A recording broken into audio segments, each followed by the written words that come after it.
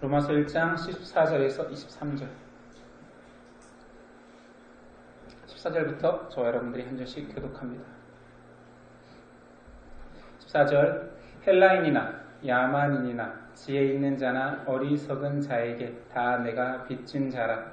그러므로 나는 할 수 있는 대로 로마에 있는 너희에게도 복음 전하기를 원하노라.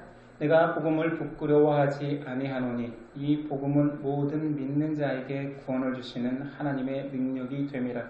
먼저는 유대인에게요 그리고 헬라인에게로다. 복음에는 하나님의 의가 나타나서 믿음으로 믿음에 이르게 하나니 기록된바 오직 의인은 믿음으로 말미암아 살리라 함과 같으니라. 하나님의 진노가 불의로 진리를 막는 사람들의 모든 경건하지 않음과 불의에 대하여 하늘로부터 나타나나니 이는 하나님을 알만한 것이 그들 속에 보입니다. 하나님께서 이를 그들에게 보이셨느니라. 창세로부터 그의 보이지 아니하는 것들 곧 그의 영원하신 능력과 신성이 그가 만드신 만물에 분명히 보여 알려졌나니 그러므로 그들이 핑계하지 못할지니라.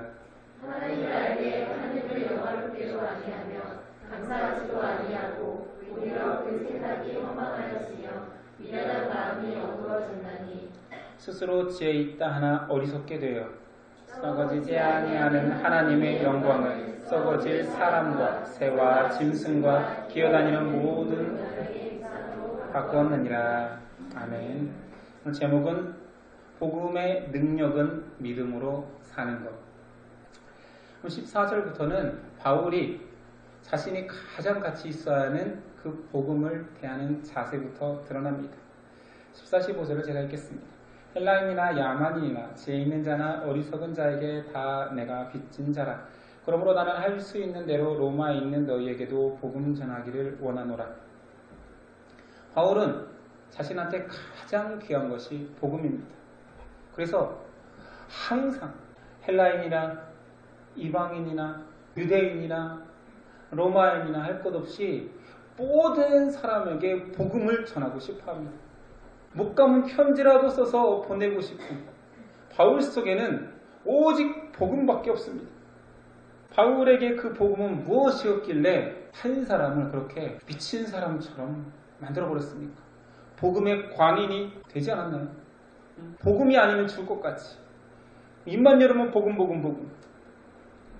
바울에게 복음이란 로마서 1장 16, 17절. 어차피 암송도 하니까 같이 읽어볼까요? 시작. 내가 복음을 부끄러워하지 아니하노니 이 복음은 모든 믿는 자에게 구원을 주시는 하나님의 능력이 됨이라. 먼저는 유대인에게요 그리고 헬라인에게로라. 복음에는 하나님의 의가 나타나서 믿음으로 믿음에 이르게 하나니 기록된 바 오직 의인은 믿음으로 말미암아 살리라 함과 같으니라. 이게 바울이 그렇게 귀하게 여기는 복음에 대한 자세입니다. 특이한 것은 처음부터 나는 복음을 부끄러워하지 않는다. 이건 사실 반어적 표현입니다. 여러분도 국어 시간에 배웠다시피 반어법은 때로는 강조이기도 합니다. 내가 복음을 자랑스러워한다. 이 말보다 나는 복음을 부끄러워하지 않는다. 이게 더 강조되기도 하죠. 바울은 복음이 자신한테 너무 가치 있다라는 얘기예요. 반면 이 표현을 쓰는 바울은 복음을 부끄러워하는 자도 있다. 이 말도 하는 것 같습니다. 실제로 복음을 아는 사람들은 복음이 땅바닥에 떨어지고 가치 없어 하는 것을 눈들이 쳐합니다. 복음은 땅바닥에 떨어지고 가치 없어지기도 합니다. 지난주에 한 형제와의 상담이 있었습니다. 교회 잘 다니고 있는 형제예요. 다른 교회. 근데 왜 왔느냐? 임원도 하고 있고 교회도 잘 다니는데 외로워서 왔대요. 내가 외로움을 달래주는 사람은 아니잖아요. 가정으로 가든지 여자친구를 사귀든지 그러지. 그랬더니 자기가 교회에서 신앙 이야기를 하고 예수 이야기를 하면 고리타분해하고 피한대요. 자신의 별명이 궁서체래요. 교회 안에 자신의 별명이 궁서체. 나 궁서체 좋아하는데 반듯하고 좋잖아요. 나는 좋아하는데 궁서체가 나쁜 놈이냐 그랬더니 자신이 굉장히 상처가 된다. 그러면서 모심애가 눈물이 글썽글썽하면서 자기는 예수님이 알고 싶고 예수님 이야기 하고 싶고 나누고 싶은데 회사도 아니고 학교도 아니고 교회에서 나누면 궁서체 취급을 당한대요. 그 주변은 뭐 필기체입니까? 이 느낌을 모르지 않지. 여기 있는 사람들 다 겪어봤잖아요. 이영재 얘기를 들으니까 한 일이 생각납니다. 노방전도에 가서 브릿지를 전하는데 들어요. 그냥 얌전히 듣는 사람 만나기도 쉽지 않은데 듣습니다. 동서울터미널에서 대합실에서 전하고 있었는데 들어요. 기뻐서 전하는데 듣는다고 서 있는데 눈빛과 그의 마음은 주변을 의식하는 거예요. 왔다 갔다 하는 사람들, 옆에 있는 사람들 막 어쩔 줄을 몰라 하는 거예요. 듣겠다고 말을 하지 말든가 듣겠다고 해놓고 마음은 딴 데 있는 거예요. 그래서 전하다가 덮었어요. 근데 이 사람 좀 의아해요. 그래서 덮고 이렇게 얘기했어요. 형제 교회 다닌다고 하지 않았습니까? 다닙니다. 형제 예수님 살아계신다고 믿습니까? 대답을 안 해요. 근데 그 다음부터 계속 이랬습니다. 예수님 살아계십니다. 예수님 살아계십니다. 예수님 살아계십니다. 예수님 살아계십니다. 형제가 못 믿을 뿐이지 형제가 교회 다니면서 예수님 믿고 싶은데 예수님 살아계십니다. 더 안절부절 못하는 거예요. 제 목소리가 커질수록 잘못거렸다 이런 느낌인 거지. 사람들은 계속 왔다 갔다 하고 그 형제 버스가 안 온 것 같은데 버스 왔다고 그냥 갔습니다. 정말 이상한 사람 됐어요. 예수님 살아계신데 이렇게 되는 거죠. 이제. 복음을 부끄러워하는 신앙인이 아주 많습니다. 바울은 그게 싫은 거예요. 너무 안타까운 거예요. 믿는 사람들 사이에서 복음을 자랑스러워하지 않는 사람들이 있는 것이 싫고 자신은 그렇게 가치 있고 귀한 그 복음이 전하지 않을 수 없게 되는 거예요. 바울이 복음을 자랑스러워하는 것은 그 복음이 하나님의 능력이기 때문입니다. 복음의 능력은 바울의 인생을 온전히 바꿨어요. 완전히 다른 사람을 만들었어요. 자신은 그 복음의 가치를 아는 거예요. 다른 사람은 어땠는지 모르지만 다른 신앙인은 어쩐지 모르지만 자신한테의 복음은 인생을 송두리째 변하는 경험을 했습니다. 그래서 바울은 복음은 하나님의 능력이라 말합니다. 복음은 원래 능력이 있습니다. 원래 복음은 믿는 자나 믿지 않는 자나 그 복음을 접하는 모든 사람은 복음의 능력 앞에 꼬꾸라집니다. 기독교 역사에서 굉장히 재밌고 특이한 예화가 있어요. 사람들이 신대륙으로 신앙을 찾아 떠나기도 했지만 골드러시라고 해서 금을 찾아 떠나기도 했습니다. 많은 유럽인들이 신대륙에 가면 금이 있다더라. 금을 찾아 수많은 일꾼들이 신대륙으로 넘어갔습니다. 아메리카로 넘어가서 다 광부 일을 했죠.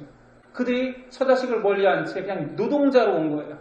산업 노동자로 그곳에 와서 가족을 이루지 않고 광부들만 있는 곳이니 얼마나 척박하겠습니까? 이 일이 끝나면 술과 쾌락으로만 지내던 광부들에게 그 당시 순회 전도자들이 찾아왔습니다. 집회를 하고 복음을 전하는 거예요. 그런데 그들이 그 복음을 믿고 그 복음의 능력 앞에 변하기 시작합니다. 역사에 남긴 그 기록 속에서 그들이 변해서 가장 특이한 사건은 일이 되지 않았대요. 입이 거르고 광물을 나르던 짐승들에게 욕으로만 명령하던 그들이 복음에 꼬꾸라지고 나니 인성 자체가 변한 거예요. 욕을 할래도 안 나오는 거예요. 그러니까 나비들이 못 알아듣는 거예요. 이 18 이렇게 움직이던 동물들인데 야 나비야 일 좀 해주렴 뭐 이렇게 하니까 못 알아듣는 거예요. 주인이 왜 이래? 지금 일을 하라는 거예요? 쉬라는 거예요? 밥 먹으라는 건가? 소리 지르고 욕할 때만 움직이던 나비들이 광부들이 다 욕을 하지 않으니 광산이 마비됐다라는 이것은 특별하게 그 지역에만 일어난 사건이 아닙니다. 복음이 들어가는 모든 곳은 그랬습니다. 120년 전 조선 땅에 선교사회에 복음이 들어왔습니다. 어땠습니까?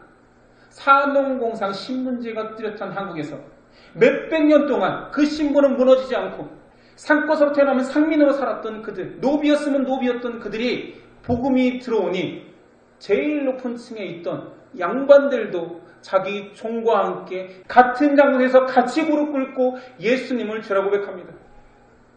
내 노비를 자유롭게 풀어줍니다. 이건 사회의 혁명이었습니다. 반역이었습니다. 그러나 기꺼이 옥에 잡혀갈지라도 예수님이 원하신다라면 바꿨습니다. 동네에서 가장 망난이었던 한 사람은 선교사를 발로 차고 폭행했던 그는 복음을 접했을 때 완전히 다른 사람 되어서 내가 이 땅 끝까지라도 이 복음을 전하겠다 해서 제주도까지 선교 나갔던 이기풍 목사님. 그는 남봉꾼이었습니다. 근데 복음 앞에 전혀 다른 사람이 되었어요. 우리가 알고 있는 손양원 목사님. 자기 아들을 죽인 인민군을 양아들 삼았습니다. 복음은 원래 그렇게 강력한 것입니다. 복음은 나약한 거 아니에요. 교회에 모여서 알콩달콩 너 재밌고 나 재밌고 우리 서로 잘 살아보자 이 정도 나약한 거 복음 아닙니다. 복음은 원래 강력한 힘입니다. 그런데 언제부턴가 복음이 굉장히 나약해졌어요. 복음은 모든 사람을 전혀 다른 존재로 바꾸었던 그런 것인데 복음의 힘이 사라진 것처럼 없어졌습니다. 복음의 능력이 굉장히 희귀한 시대가 되었어요.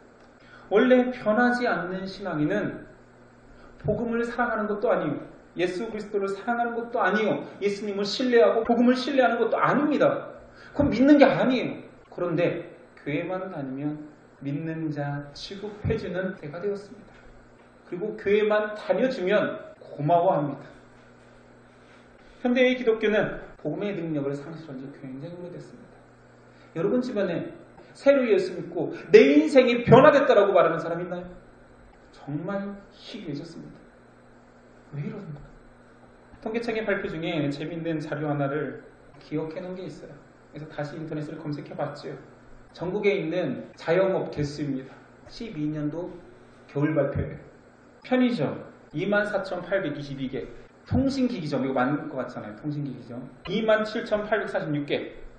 그 다음 많은 게 이 건너편에 있는 치킨 전문점 31,139개. 이것들하고 비교할 수 없을 만큼 압도적인 것은 예상이 되죠. 나올 게 나오겠죠. 교회 56,904개. 교회는 넘쳐나지만 복음은 사라져가고 있습니다. 정말 열심히 있는 신앙인들은 많아지고 있지만 착하고 성실한 사람들 교회 안에 많아집니다.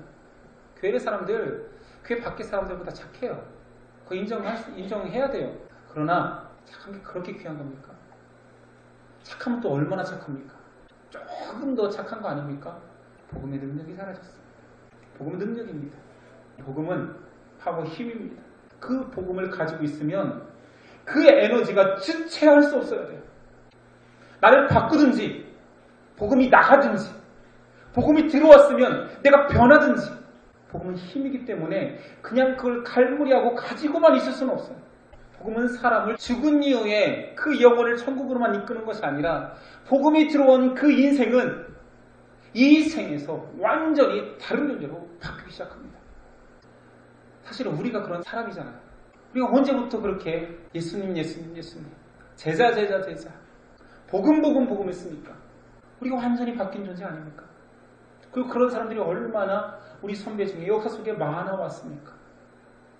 복음을 위해 내 목숨도 아까워하지 않는 그것은 그의 지고지순함 때문에 목숨을 버린 게 아니라 그냥 일반적인 사람 속에 복음이 들어가면 그가 복음의 힘에 의해서 잠식당하는 것입니다. 일사가고 나 한 사람 죽는 걸로 예수 그리스도의 영광을 드러눕히겠다 했던 주기철 목사님, 그의 아내, 그의 자녀, 그의 동생 모두 증언하는데 주기철 목사님은 약하신 분입니다. 그러나 그 안에 있는 복음은 그를 목숨을 내놓기까지 신사참배에 굴하지 않았습니다. 예수님을 부인하는 단 한마디만 했으면 그는 살 수 있었습니다. 그러나 고문과 옥중에서 목숨을 내놓을 수 있었던 것은 그가 강해서가 아니요 복음이 힘이기 때문입니다. 복음의 놀라운 능력은 복음으로 병이 낫고 내 인생에 축복이 넘쳐나는 것이 복음의 능력이 아니라 복음의 가장 강력한 능력은 우리가 사람이 예수 그리스도를 믿는 믿음으로 살아내는 것입니다. 바울이 말하고 싶은 복음은 죄인이었던 자신이 하나님의 사신으로 바뀐 그 복음의 능력을 말하고 싶은 것입니다. 예수 믿는 사람을 핍박하던 자신이 예수 믿는 자로서 핍박당해도 된다라는 존재로 바뀐 것입니다. 죄인 중에 괴수라고 얘기했던 그가 예수 십자가를 위해서는 제일 먼저 죽겠다라고 앞장서는 자가 된 그 믿음이 복음의 능력입니다. 부족하지만 제 고백을 한다면 초등학교 1학년 때까지는 교회 학교를 잘 다녔습니다. 초등학교 1학년 말미쯤에 그냥 가기 싫어졌어요. 그냥 가기 싫어져서 안 가기 시작하니 교회 선생님부터 시작해서 부장님까지 그 초등학교 1학년 학생을 다시 교회 다니게 하겠다라고 해서 매주 왔습니다. 진짜 매주 왔습니다. 초등학생들도 9시 예배였던 것 같아요. 그 당시에는. 그 시간대에는 디즈니 만화고 할 때입니다. 맞죠? 근데 만화를 못 보게 하는 거예요. 왜 그러냐면 와서 성도가 교회 가자. 너 교회 열심히 다니더니 아니냐. 교회 가자. 교회 가자. 근데 만화를 못 봐서 속상한 게 아니라 그냥 그분이 찾아온다라는 부담감이 난 지금도 기억나요. 그 부담감. 또 나를 찾아오는구나. 수개월을 찾아왔습니다. 심지어는 매주 찾아오니까 저희 가족들이 또 교회 좀 가라. 좀 가라. 교회 좀. 저렇게 애쓰시는 분이 따라가라. 근데 제가 고집을 꺾지 않았습니다. 안 갔습니다. 한 번도 안 갔죠. 그러던 학생이 중2 때는 제 발로 걸어서 교회 갔어요. 초등학교 2학년 때 안 가겠다라고 하는 교회는 집앞교회예요. 그 집앞교회가 부흥되어서 버스 정거장 10거리로 이사 갔는데 그 교회에 제가 걸어갔습니다. 참 특이해요.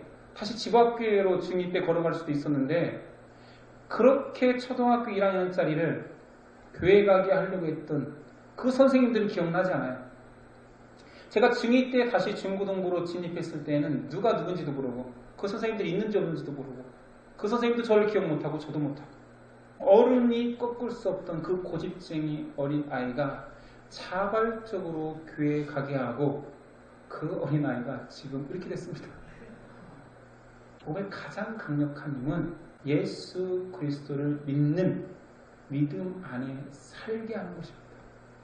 그의 라이프 스타일, 그의 인생의 모든 진로가 온전히 바뀌는 것이 복음의 능력입니다.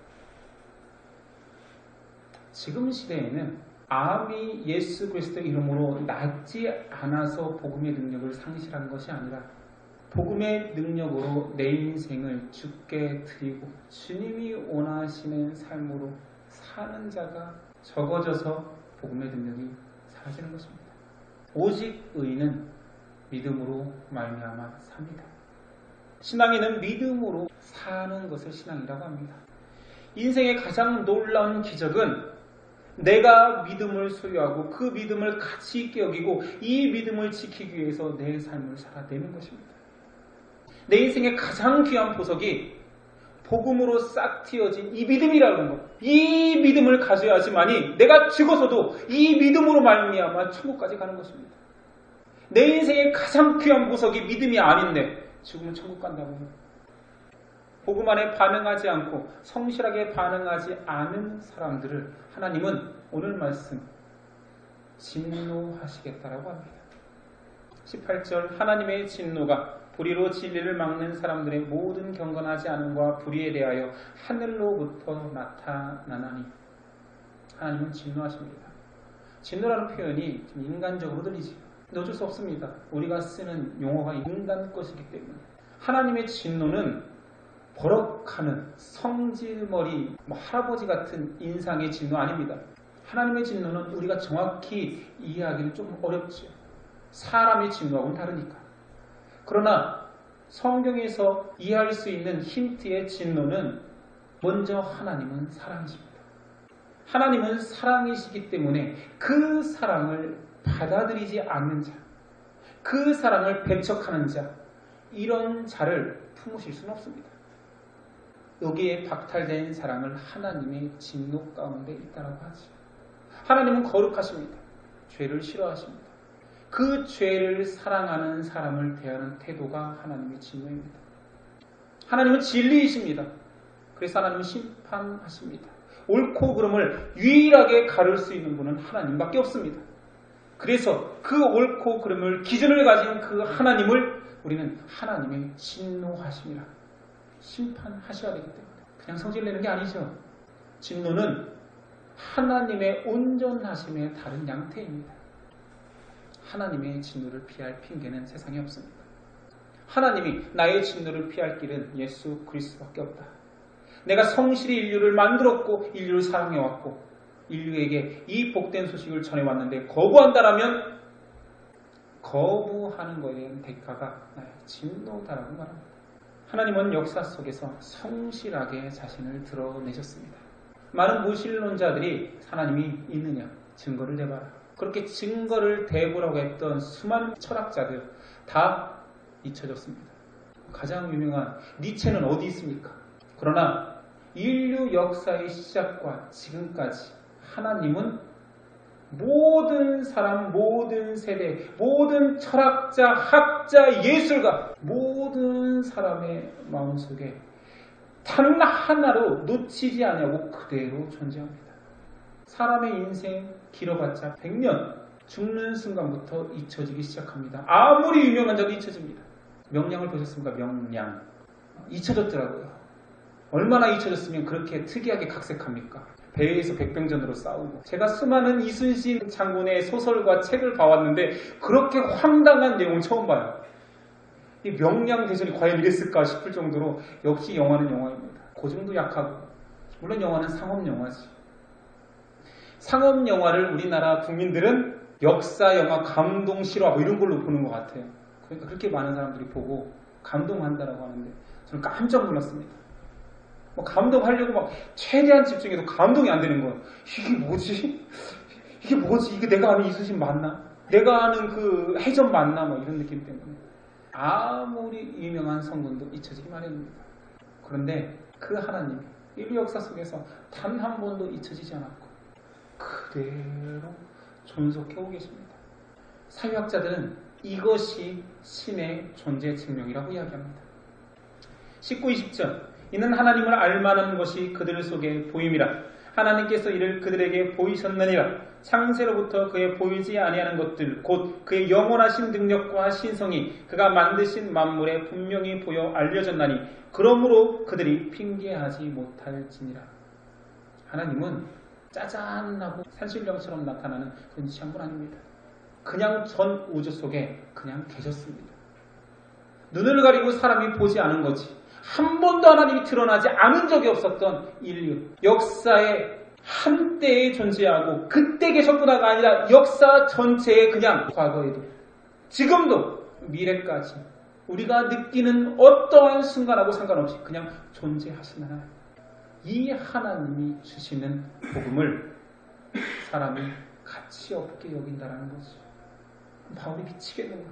바울이 어디에 가서든 예수 믿는 사람들을 만났을 것입니다. 로마라는 큰 도시에 그 당시에 로마로 모든 길이 통하잖아요. 로마에서 온 상인들, 나는 로마에서 예수 믿었습니다. 나는 로마에서 영접했습니다. 이런 사람들을 만났을 거란 말이에요. 그런데 그들이 만났다는 예수 그리스도가 자기가 전파하는 복음과 다른 거예요. 의분이 나타나는 거예요. 전해야겠구나. 쟤네 뭔가 착각하고 있구나. 역사 속에서 몇 년이 흐르고 한 번도 바뀌지 않았던 그 하나님이 로마 교회에서는 흐릿하구나. 모든 철학과 사조는 썩어지고 사라져 갔습니다. 얼마나 많은 인류의 가치들이 변해왔습니까? 복음은 1.1획도 변하지 않았습니다. 바울이 말하고 싶어하는 그 진노하는 하나님에 대해서 우리도 두려워해야 됩니다. 많은 신앙인들이 요즘에 와서 하나님을 사랑한다라고 착각하고 두려워한다라고 착각합니다. 자녀를 키우니 자녀로 빗대어서 얘기하면 반듯한 아이들이 사라져가고 있어요. 반듯한 아이들. 일반적인 모든 아이들은 사랑받으려고만 하지 자신도 부모를 사랑해야 된다는 것을 모릅니다. 그리고 부모를 두려워하지도 않아요. 부모가 자기를 어떠한 순간에도 용납해야 된다는 그런 싸가지 없는 애들이 되었습니다. 뭔가 이렇게 와닿지 않나요? 싸가지 없는 신앙인. 현대 신앙인들이 정말 그렇게 버릇없는 아이들같이 부모를 사랑하지도 부모를 두려워하지도 않습니다. 제가 교회 다닐 때 저도 지금도 교회 다닙니다.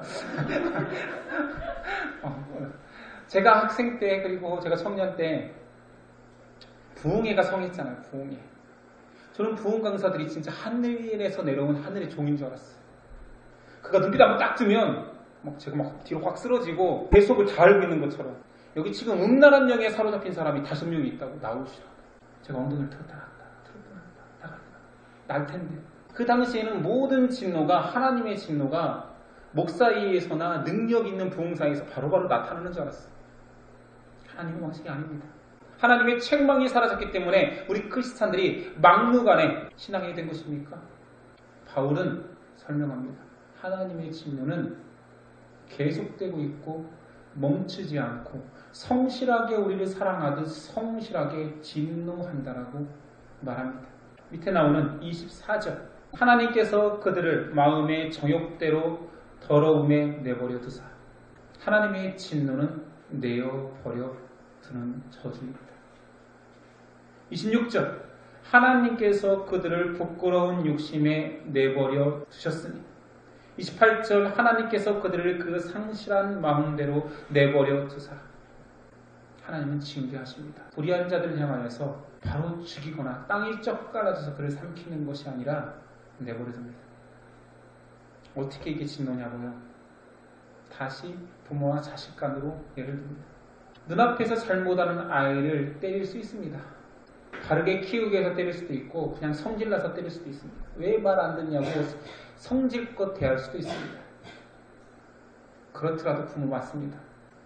그러나 정말 부모의 길을 포기한 자는 그 자녀가 무슨 짓을 하든 내버려둡니다.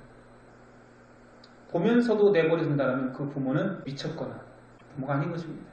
자녀에게 내버려둠이 가장 큰, 가장 무서운 저주입니다. 하나님의 즉각적인 진노가 나타나는 두 번째 양상은 하나님은 그들의 착각에 계속 빠져있게 합니다. 나 신없이도 잘 사는데. 그 마음이 계속 가지고 있는 것이 인간한테 가장 큰 저주입니다. 하나님 없이도 나는 잘 살고 내 옆에 예수 믿는 사람보다 교회 다니는 사람보다 내가 다 형통한데 내가 더 잘 살고 내가 더 잘났고 나를 더 귀하다 하는데 이런 교만한 마음을 가지고 있는 것이 가장 절대자 앞에 무서운 징계입니다. 하나님은 가만두십니다. 그래서 그가 그 악한 말들, 그 하나님 앞에서 불의한 마음들을 계속 쌓게 하십니다. 나중에 결코 핑계댈 수 없도록. 알곡과 쭉정이를 하나님은 가리지 않습니다. 마지막 날 심판 때, 추수할 때 가리겠다. 저는 알곡이었었는데요. 변명할 수 없습니다. 왜냐하면 하나님의 진노하심으로 그가 불의함을 계속 쌓아왔거든요. 알곡 비스무리한 것은 없습니다.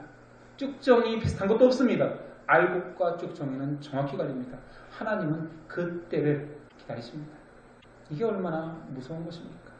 22, 23절. 스스로 지혜 있다 하나 어리석게 되어 썩어지지 아니하는 하나님의 영광을 썩어질 사람과 새와 짐승과 기어다니는 동물 모양의 우상으로 바꾸었느니라. 가만 놔두면 우상의 것으로 사람은 다 채우게 되어 있습니다. 이것이 참 무서운 것입니다. 그러니 신앙인에게 가장 두려운 상태는 무엇입니까? 여러분과 제가 가장 두려워해야 될 것은 하나님이 내 인생을 개입하지 않는 것입니다.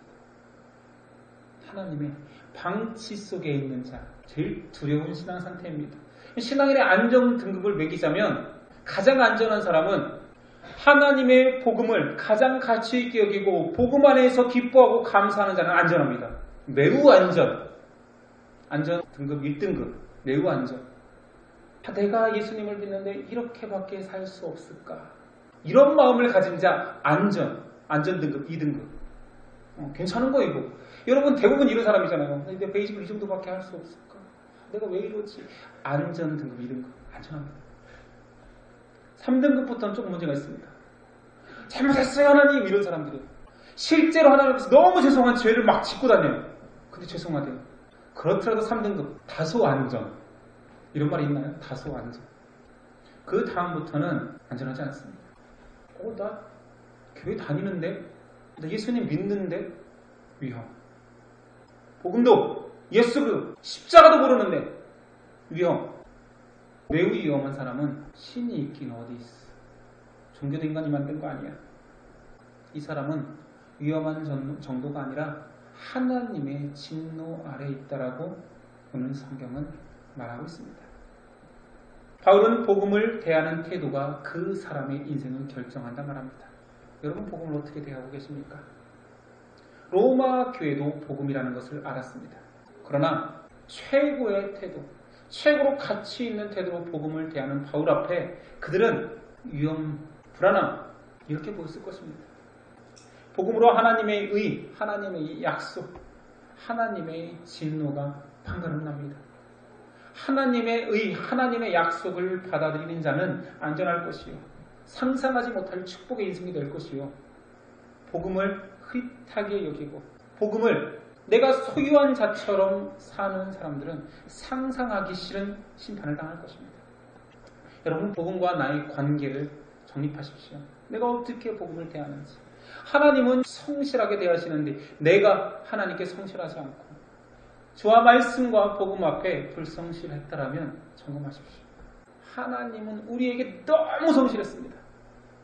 너무너무 성실했습니다. 태초부터 지금까지 내 인생의 시작부터 지금까지 너무 성실했습니다. 얼마나 성실하면 자기 자신을 그 아들 예수를 죽이기까지 우리에게 성실했습니다. 그런데 그 성실을 불성실로 사는 자를 하나님은 내어버려 둘 수가 없습니다. 성경은 진리가 우리를 자유케 한다 합니다. 진정한 자유는 예수 그리스도 안에 있지요. 복음은 구속이 아니라 자유입니다. 복음을 사랑하게 되면 술도 끊고 담배도 끊고 돈도 끊고 명예도 끊고 손해도 보고 핍박도 당하고 가난해지고 이럴 것 같습니까? 그렇게 됩니다. 어떻게 복음을 소유한 자가 세상적인 것들로 부해질 수 있습니까? 가난해지겠죠. 핍박도 당하겠죠. 재미없다고도 느낄 것 같아요. 그러나 존재로 자유로워집니다. 존재가 같이 있어질 때 참 자유를 맛보지. 내 것을 주께 드릴 때, 가장 가치 있는 분 앞에 내려놓을 때 참 자유를 맛보게 됩니다. 예수 그리스도 앞에 나를 내려놓는 것, 우리가 복음으로 사는 것은 최고선입니다. 이렇게 산다고 해서 칭찬하지 않고 이렇게 살면 오히려 손해봅니다. 내 돈과 에너지와 정성을 주고 낮아지는 것입니다. 그래서 지고지순한 신앙이 최고선입니다. 우리의 존재를 최고선으로 바꿔야지만이 자유가 옵니다. 인간으로 태어나 존경받는 사람 되지 않아도 됩니다. 유명한 연예인 안 돼도 됩니다. 되면 뭐합니까? 소유가 우리를 자유롭게 하지 못하는데. 인간으로 태어나 하나님 좀 닮아야지. 존재가 참 자유를 봐야 되지. 바울은 복음이 그 모든 것들을 할 수 있다라고 말해주는 것입니다. 추천하는 것입니다.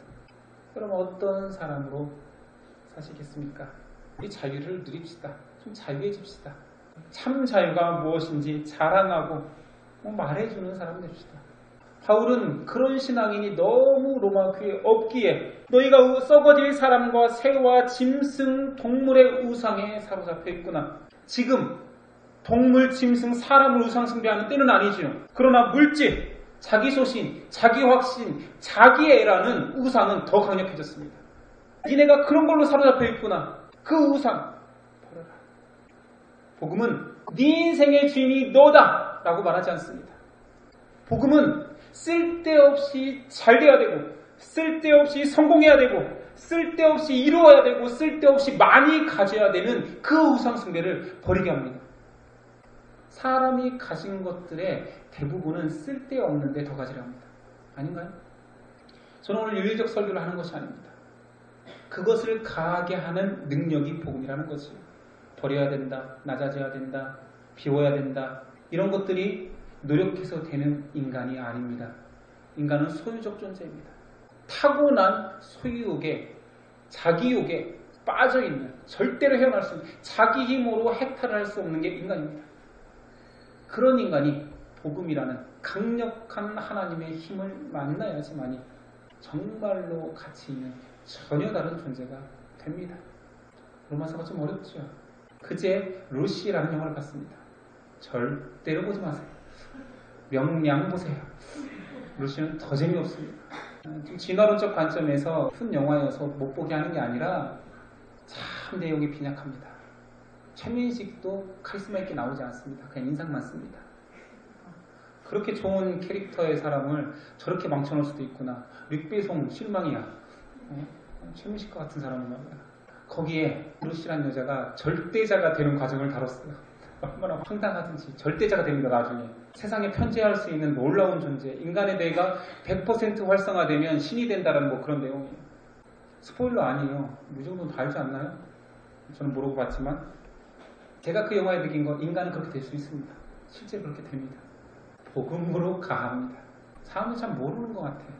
내 안에 활성화되고 내 안에 절대자의 속성이 있기 때문에, 그러니 내가 개발하면 될 줄 안다라고 착각하는 거지. 그 영화는 된대요. 또 이상한 약물 먹으면 돼요.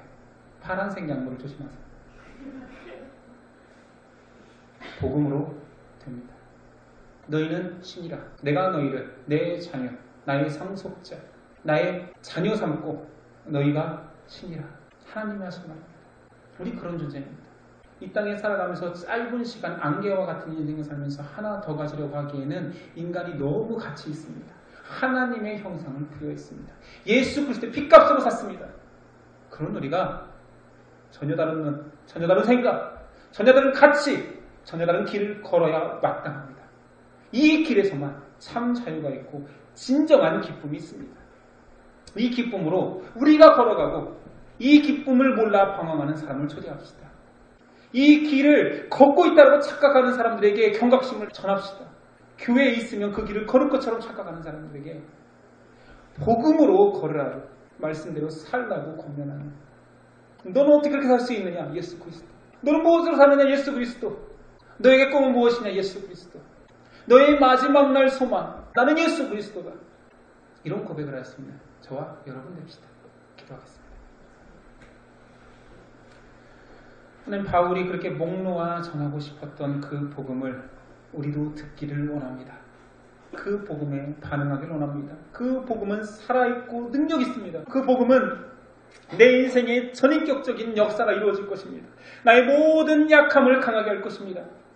나의 모든 가치가 바뀔 것입니다. 오직 복음의 사람, 복음의 광인처럼 우리도 변하게 하여 주시옵소서. 이것은 종교에 얽매이는 사람이 아니요 참 자유, 참 자아를 회복하는 하나님을 가장 닮은 사람이 되는 길입니다. 하나님, 그 기쁨을 누리게 하여 주시고 우리가 그 기쁨 속에 살아갈 때 많은 사람들이 우리를 보며 닮고 싶고 따르고 싶고 얼마나 귀한지 보석과 같다라고 고백하는 사람 될 수 있도록 우리를 인도하여 주시옵소서. 그 복음이 지금도 역사합니다. 그 복음이 지금도 강력한 힘으로 우리를 바꿉니다. 우리가 그 복음의 강력함을 잊었다라면 오늘 바울 선생님이 말하는 그 복음을 우리 인생 가운데서 구현할 수 있도록 역사하여 주시옵소서. 복음이신 예수 그리스도 이름으로 기도드립니다.